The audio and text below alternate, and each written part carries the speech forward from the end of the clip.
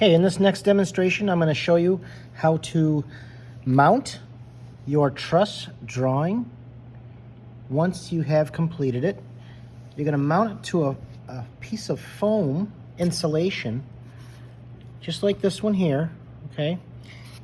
And what we're going to do is we're going to take the piece of foam and we're going to place it flat on the table. You're going to take your drawing and place it on top of the foam, just like this, centered, okay?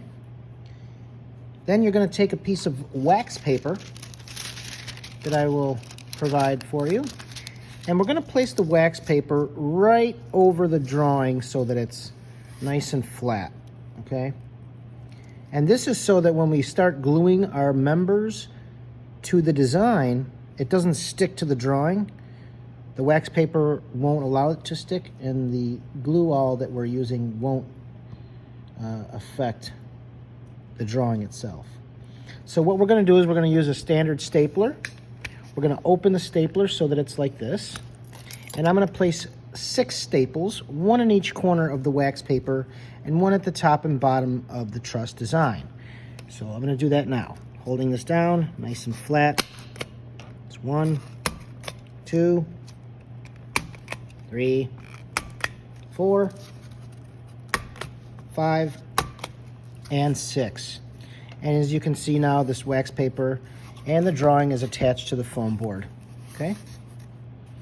All right, so the next thing you'll want to do is you'll start to prepare your members to be cut and placed on top of your drawing and your design. So the first thing I'm going to do is I'm going to get a piece of lumber, and this is the 1/4 inch by 1/4 inch balsa wood that we are using, and I'm going to use it to make the bottom member first. So here's what you do. You take this piece of material and you place it over your drawing, and then you're going to take a pencil or a pen. In this case I have a Sharpie pen, and I'm going to mark the length of this lumber right over my drawing, okay? And once I have that, I'm going to cut that using a tool. It's called a Balsa Cutter, and it looks like this, okay? Now, the way this cutter works is there's a little release lever here. If you squeeze and remove this lever, it's spring-loaded and it will open and close, okay?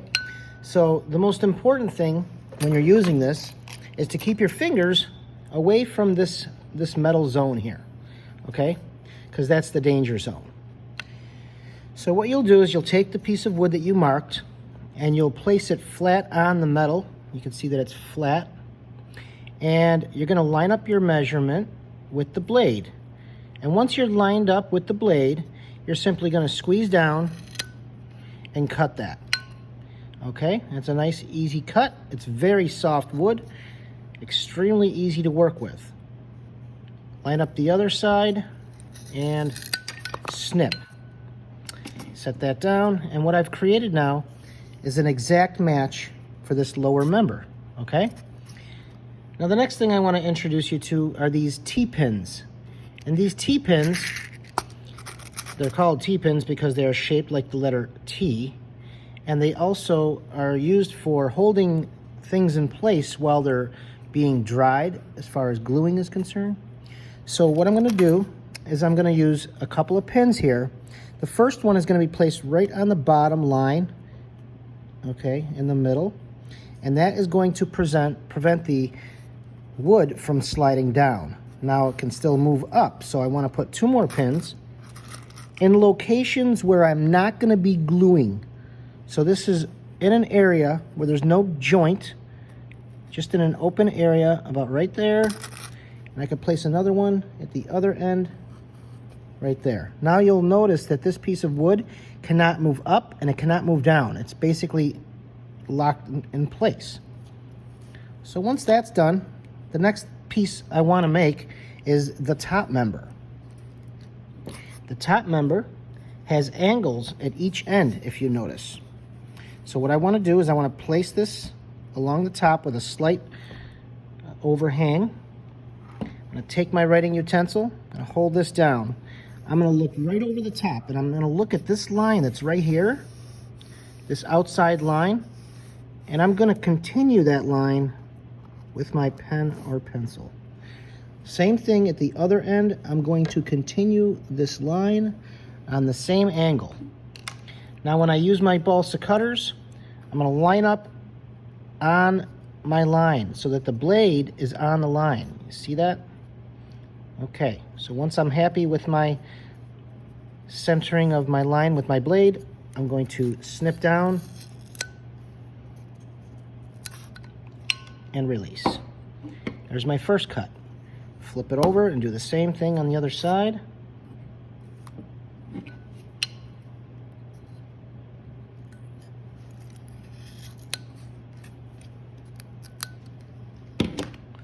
Okay, now I have my top member. I'm going to repeat that process with the pins to hold it in place. Again, that's 3 pins that are required. The first one is going to go centered on the top, and the other 2 are going to be placed along the bottom edge line so that I do not interfere with any of the glue joints. Any one of these areas where a member meets the top or bottom is where you're going to be gluing. So you'll want to stay away from those areas. Okay, now I have my top and bottom completed. Now is the point where I'm going to start making the members that connect the top and bottom together.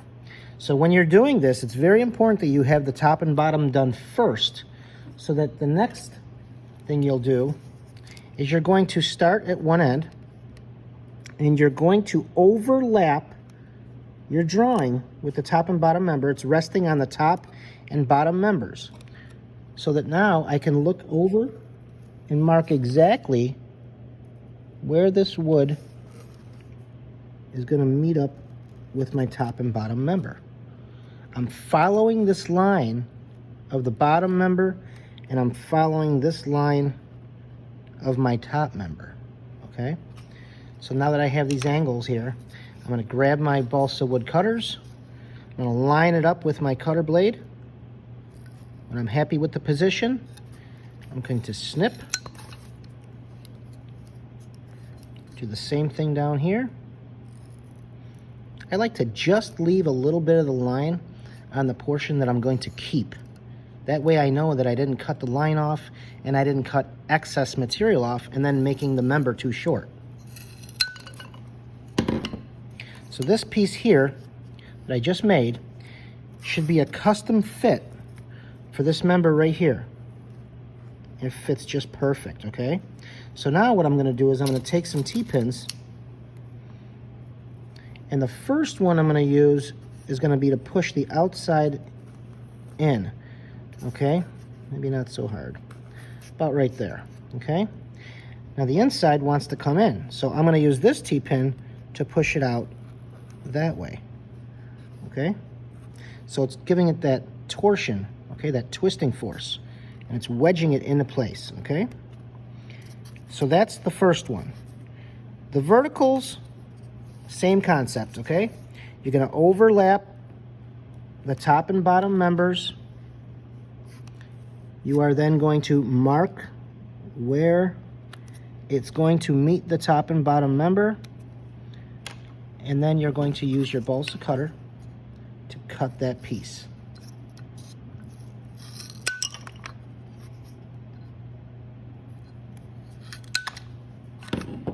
So this piece here should be a custom fit for that member right there, okay? Now right now what we're doing is we are dry fitting the entire truss together so that it's all in one piece. And then we're going to individually take members out one at a time and glue them into place. Okay? So on the next demonstration, I will be showing you how to glue it into place. So before I go that far, I do want to show you at least one member that needs to be cut on an angle. Okay? And And I'll do that right now. So this next member is going to fit between these two verticals. So what I'll do is I'll do the verticals first, but just for this demonstration, I'll just do one more, marking my lines and cutting.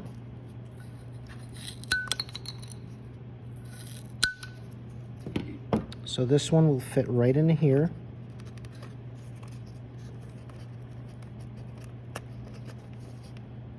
If you notice that you cut it a little bit too long,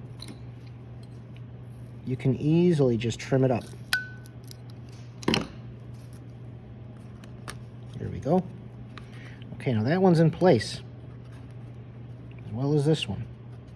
If I need T-pins to hold them in place, I'll use them. I want this one to be held here, and also here.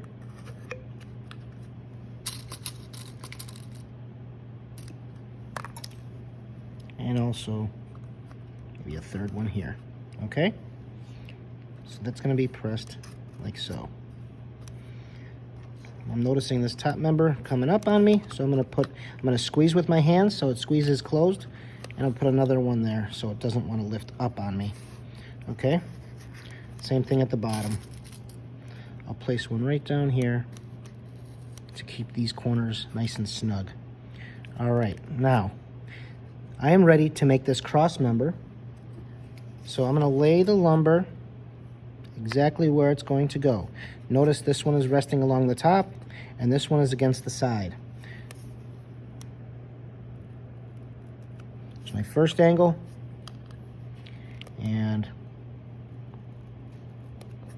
there is my second. I'm going to take it off, find my line, snip one, and snip two.